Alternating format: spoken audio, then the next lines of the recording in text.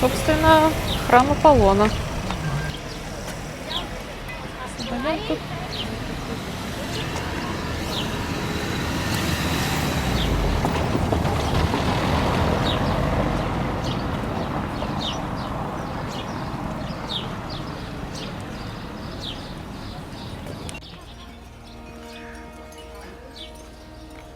Так, по ходу видео я буду немного комментировать, что я тут, собственно, снимала, потому что, когда я ходила и смотрела все своими глазами, было немного не до этого.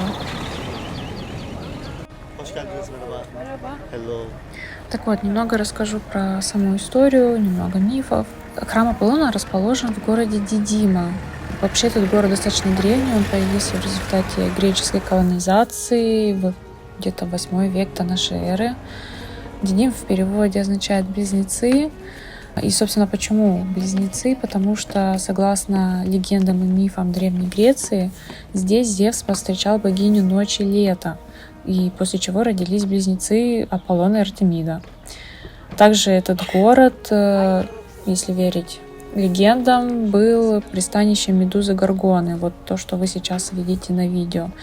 И они будут здесь часто встречаться. Причем, что интересно, почему-то все головы медузы без носа. Не знаю, с чем это связано, с временем, или кто-то специально их отрубил, скажем так. Но это факт.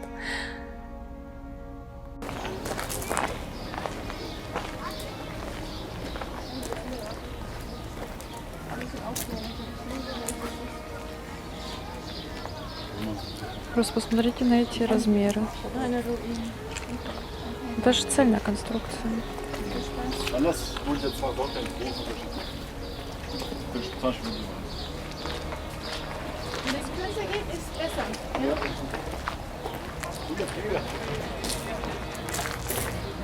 Как я тогда в прошлый раз говорила, такое яйцо.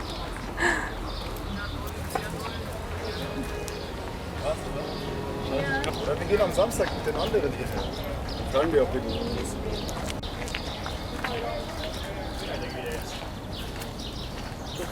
Понимаешь, вот чем они их вырубали, меня, конечно, вот дух захватывает от этого. А здесь видишь, как они говорят, отсекаем все лишнее, да? То есть здесь из куска мрамора они отсекли все ненужное, чтобы оставить вот это.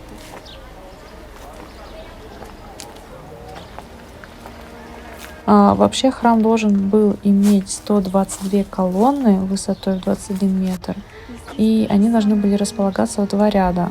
Но на данный момент мы видим всего лишь 3 колонны. Спасибо и на этом. Не, серьезно, размер. То есть вот моя рука только хватается часть вот этой штучки. Просто вау. Шестереночка такая. Вообще эллинистическая культура отличалась смелыми задумками, стремлением к освоению огромных пространств и созданию вот этого вот эффекта грандиозности.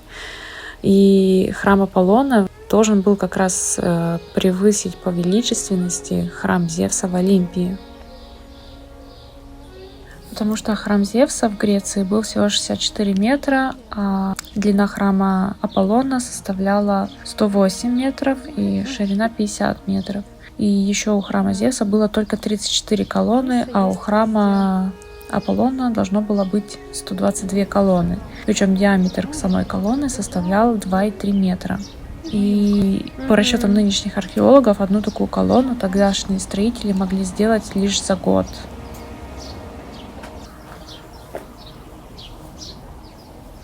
Кстати, вот кусок колонны такой необычный, как стол.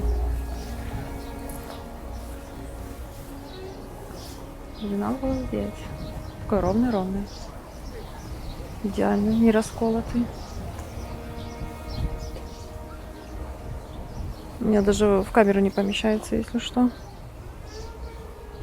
Реально стол.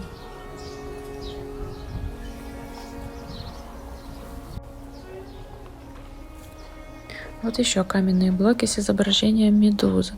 Возможно, если кто не знает, то, согласно поверью, Медуза была красивой молодой девушкой, превращенной завистливыми богами в ужасную горгону со змеиными волосами, которая превращала людей в камень.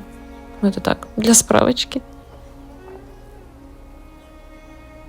Вообще фигуры Медузы обычно использовались в древние времена для защиты от зла.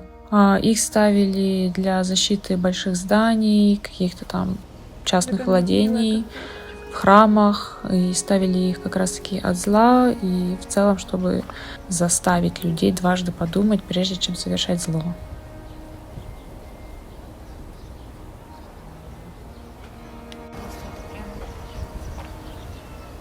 Отчаяние, если так в человеческом, да, перевод.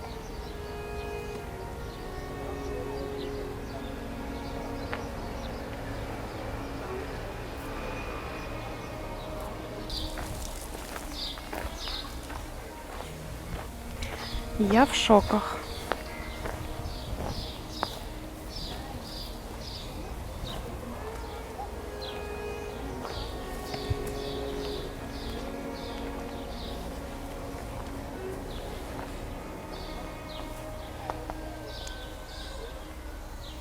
Еще эти ступеньки безумно высокие. То есть мои коленки. Ой, приходится высоко-высоко задирать ноги.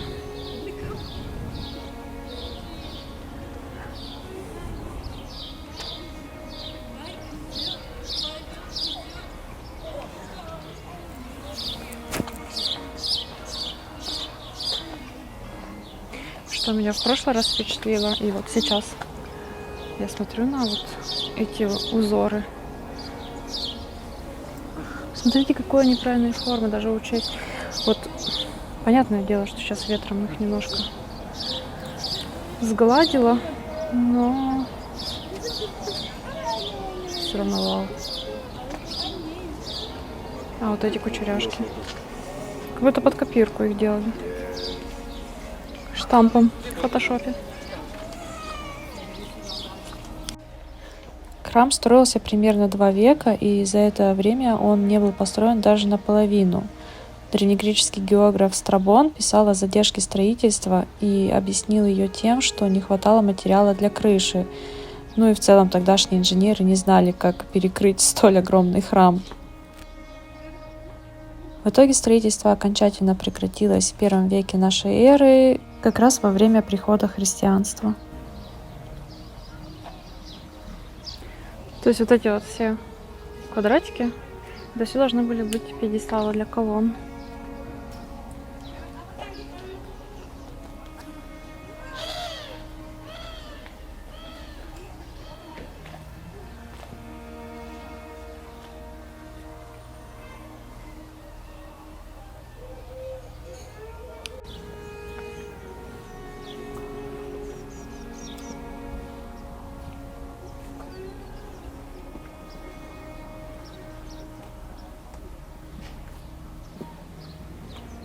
Такие четкие линии. Вот так, да? Вон, видите, хвост? Понимаете, выкладывали блоками, все это Может, поймаем его за хвост? до первой ступени. Тик-тик-тик. Вылезь, я хочу тебя снять. Какая красивая ящерка. Заполз, ну вот. Красавец. Ой, какая здесь тонкая, какая. Нежно. Это верх колонны, скорее всего. Ох. А это как будто бы, знаете, ощущение, что она свалилась прям при тебе, да?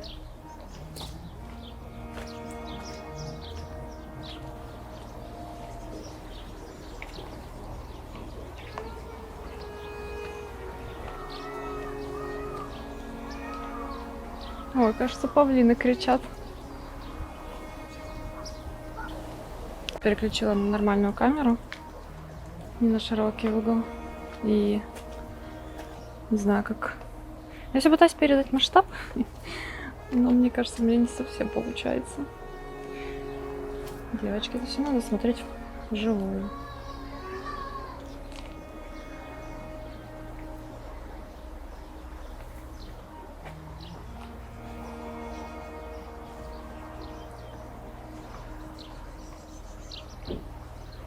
Ну что, попробуем пролезть. Вообще немного сыкотно, если честно. Все-таки... На чем ты держишься, дружище?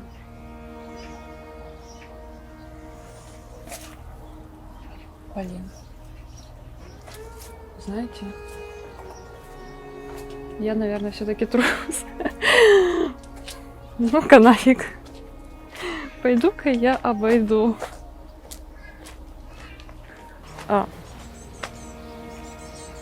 Или не обойду. Так.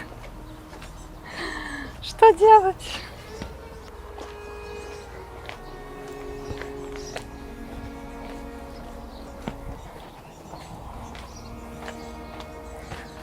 О.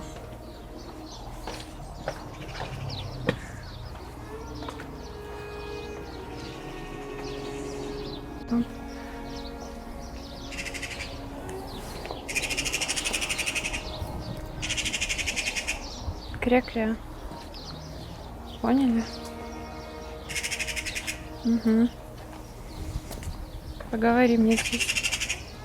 Сама такая. О, лиса! Так, ребят, знаете что? Там лиса. Вот эта сорока. Она лису пытается обругать, а не меня. Вот лисичка выглядывает. Вот чебозички. Вот она. Ой, пушистая. Вот она. Все, за камень заползла.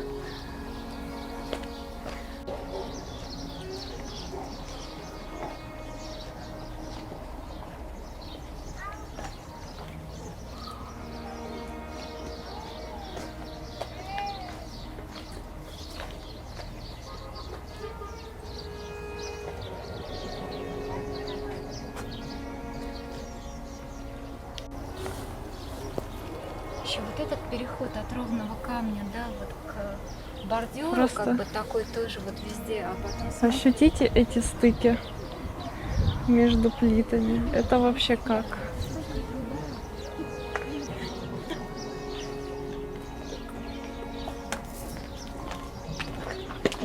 Вот здесь, например, да? То есть вот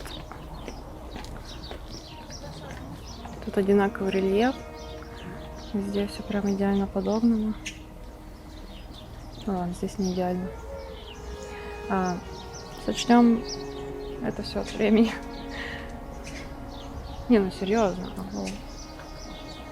Вообще как?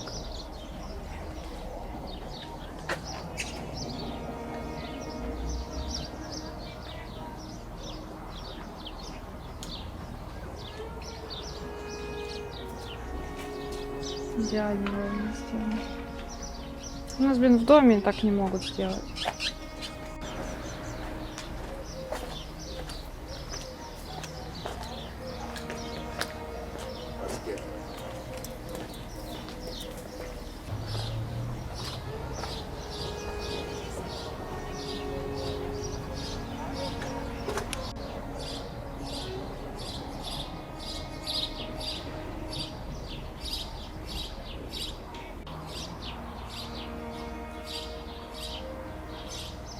Это так высоко, что у меня голова устала смотреть наверх.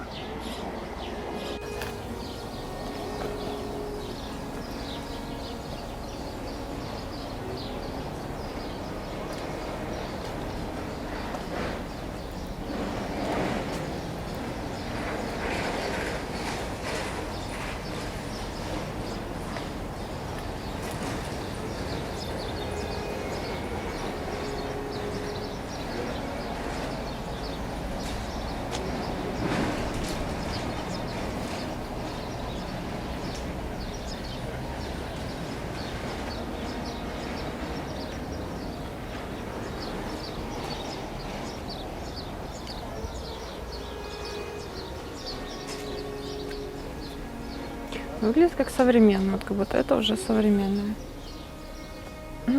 Слишком такие чистые. Нет.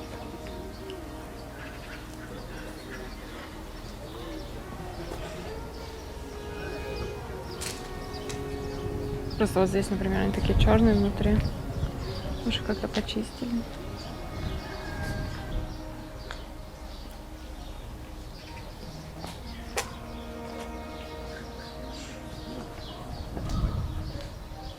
Класс.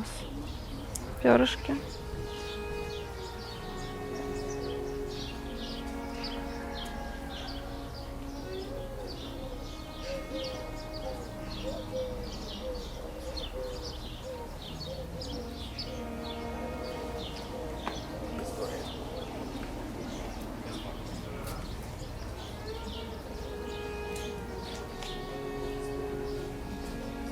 А вот смотрите, здесь, кстати, другие уже орнаменты. Класс. А вот здесь, если я не ошибаюсь, где-то была медуза.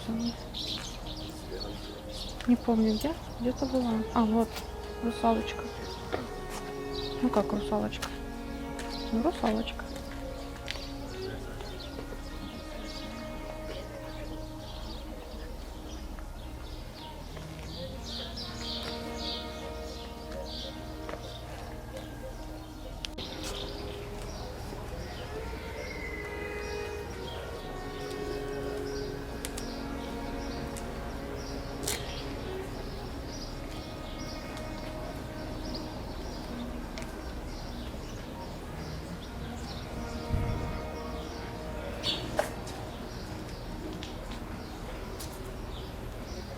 А тут сверху уже как будто нас достраивали так.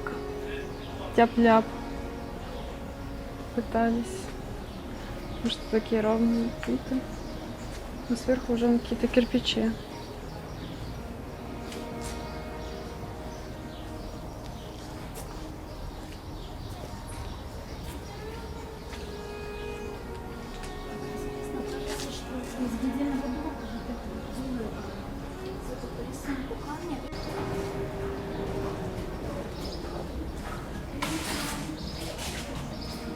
Тут так прохладно. Мне кажется, это значки Аполлону посвященные. Как же тут хорошо освежает. О. Такие птички громкие. Такие штучки везде.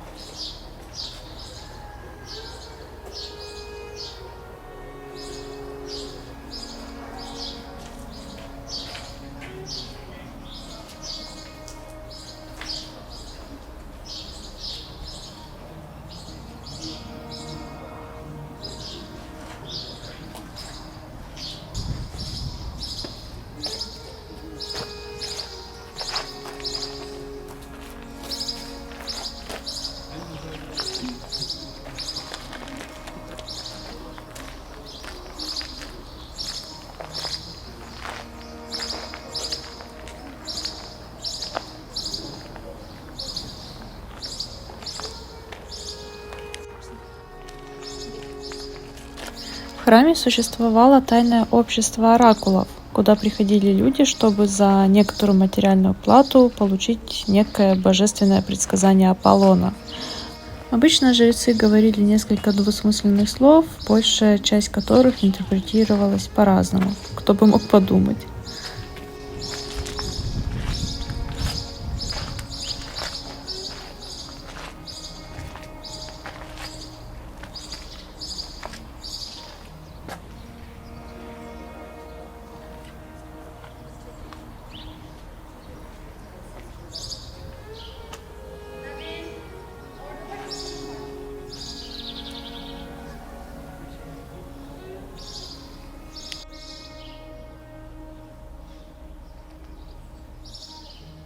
Собственно, здесь, во внутренней части храма, сохранилась культовая статуя и священный источник, которым пользовались оракулы. Также здесь можно увидеть остатки первоначального древнего строения.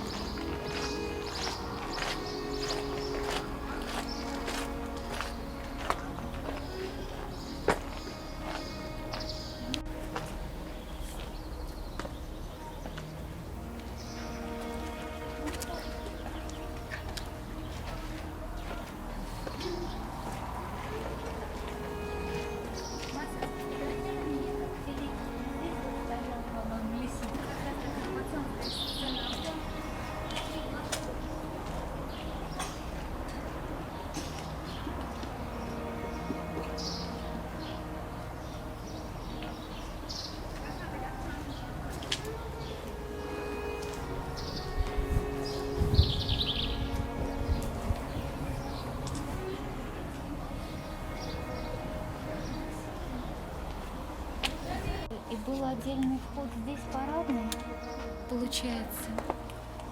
То есть кто-то спускался своими ножками, а кто-то по туннелю. Вот это помещение с двумя колоннами на видео, здесь как раз и делались предсказания жрицей. Как православного храма, да, вот прибор.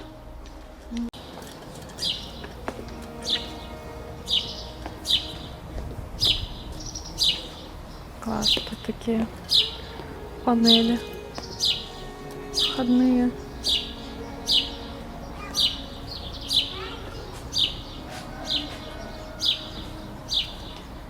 Главное здесь не навернуться. Опасно.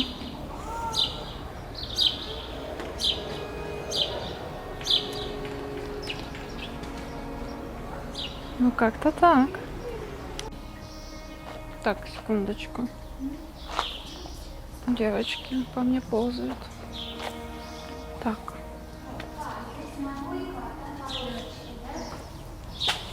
Блин, она такая гладкая.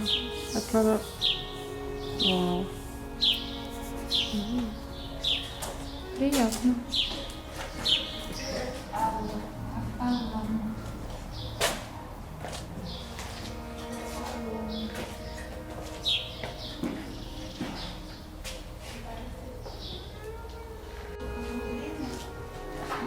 Навесы даже были.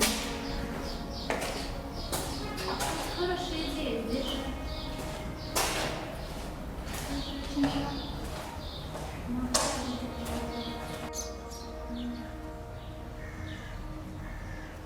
Ну а здесь как раз при входе располагается круглый алтарь с колодцем для омовения. Нет, здесь сейчас приятно. Еле-еле тепло. Кира только согрелась.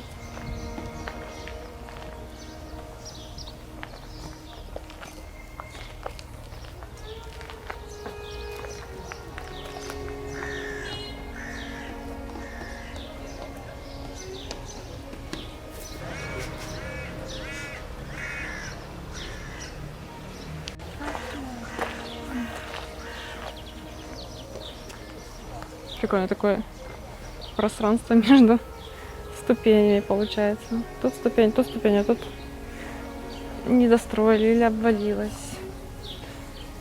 Или это...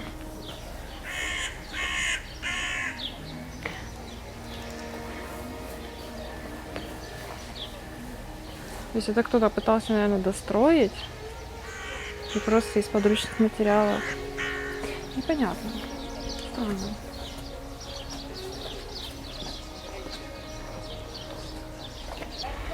Вот такой вот он, храм Аполлона в Дидиме.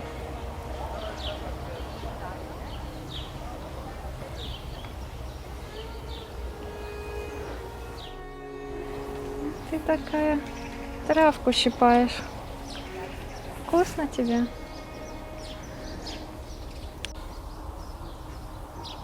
Я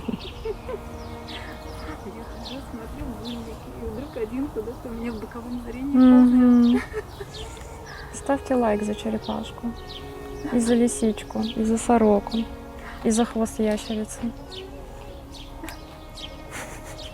А после гуляния в храме Аполлона можно покушать. У нас тут курочка карри, рис с картошечкой, всякие помазюшки на хлеб и салат с тунцом. Вкусно.